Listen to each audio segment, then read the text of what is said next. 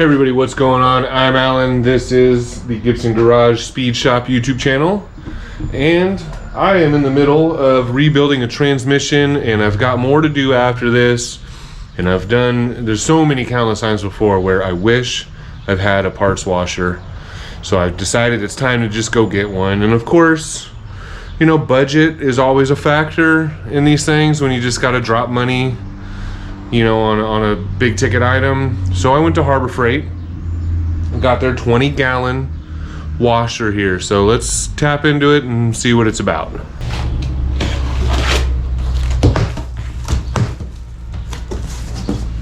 Yeah, this is kind of heavy, so one cool thing about them is they did wheel it out to the truck for me. Didn't have to try to carry it through the drive-through or carry it through the checkout.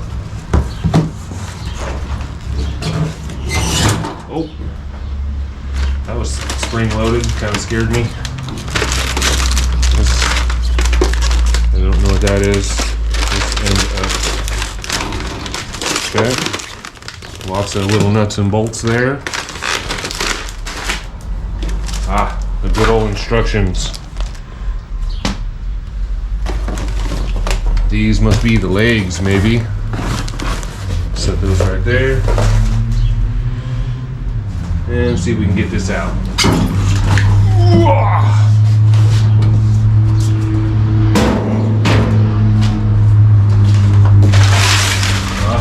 More parts.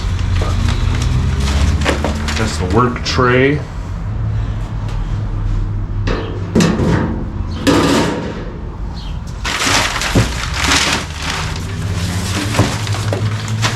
And I don't know what that is. Well, aside from like electrical safety stuff and specifications, this is it for the instructions. We're gonna flip it over upside down, attach the 4 legs, and then attach that black mid shelf there somewhere in the center of the legs. Seems simple enough.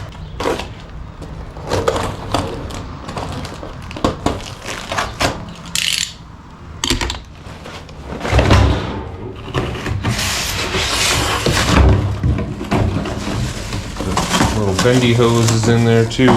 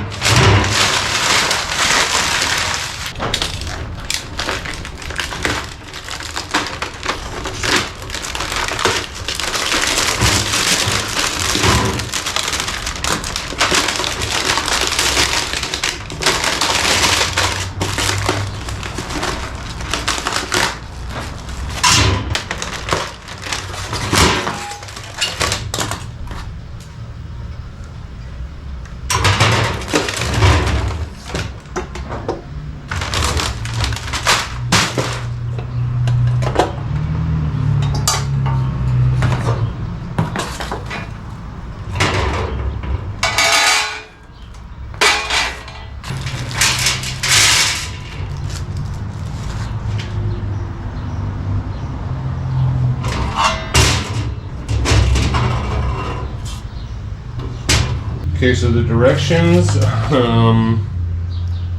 are saying, it looks like they're saying to put the lock washers on this side while putting the screw in that direction, and no lock washer on this side, but I'm not going to do that.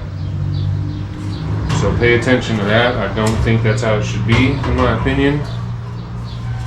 The lock washers should go on the side with the nut.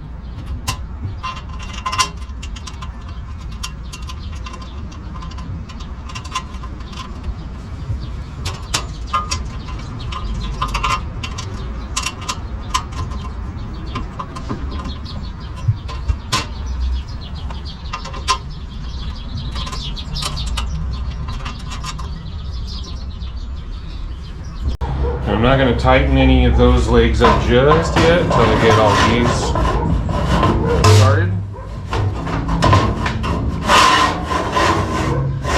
Slide that into place and try to figure this out.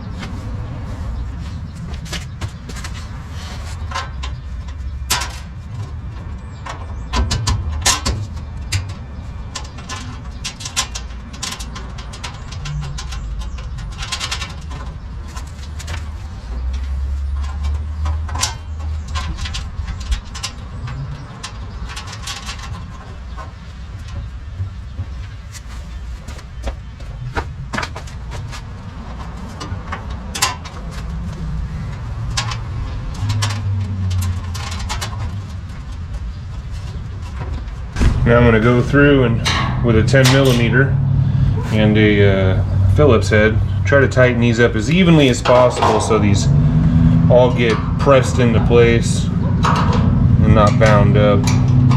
Just going to go kind of slowly. You're not going to just go cinching everything down right away. I'm going to start with the center ones too when I do this first.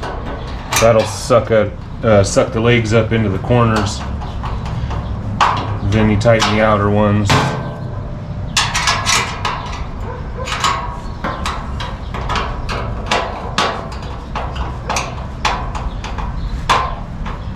Now we'll tighten the shelf bolts. Kind of the same idea, except there's only one on each side of each leg. So still want to just do it slowly so they get sucked up in there. Or maybe if you got a friend helping you, you can just have them squeeze the legs together. Alright, flip her over. Oh, that's nice and tall. Okay. Sweet. What's next? Okay, so this is your pump, your motor. It's got a little door on it. It already came together like that.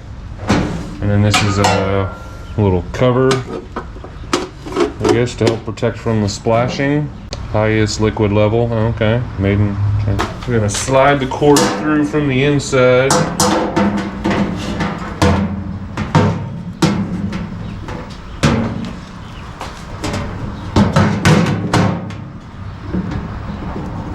That just okay. It's got a groove in the back of the switch. It just sits right there like that. My band-aid's falling off. This is a basket, a little work basket. This is going to fit right here.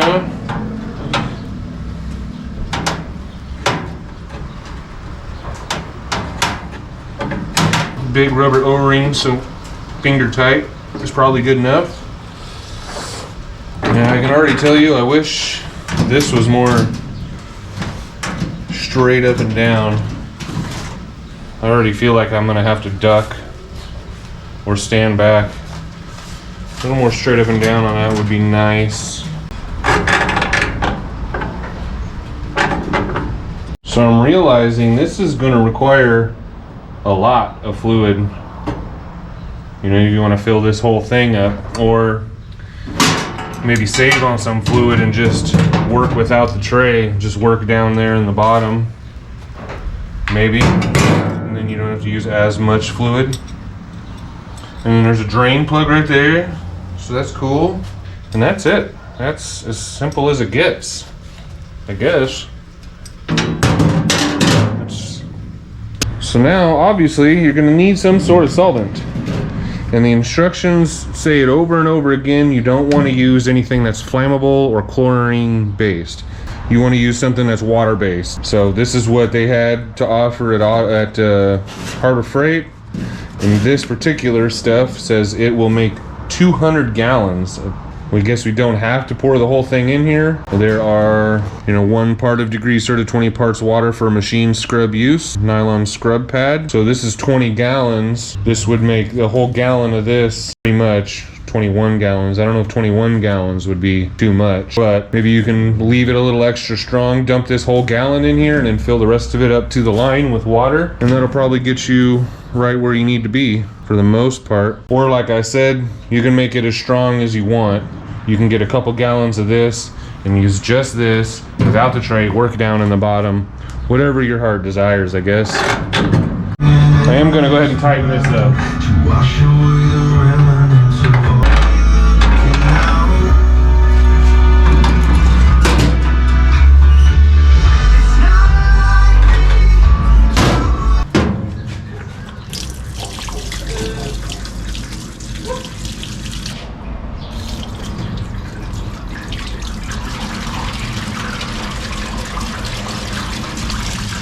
Well, that's going to take forever.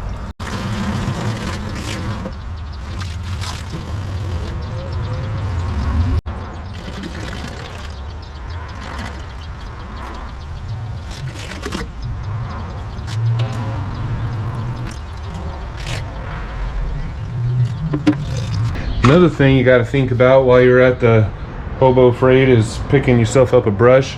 Something I did not do. But luckily I've got this detail brush which should work just fine. So let's try to clean our first piece here. Covered in transmission fluid, black grimy stuff around the edge, the stuff that just kind of spreads like anise and doesn't come off, it just gets everywhere. Alright, I like that.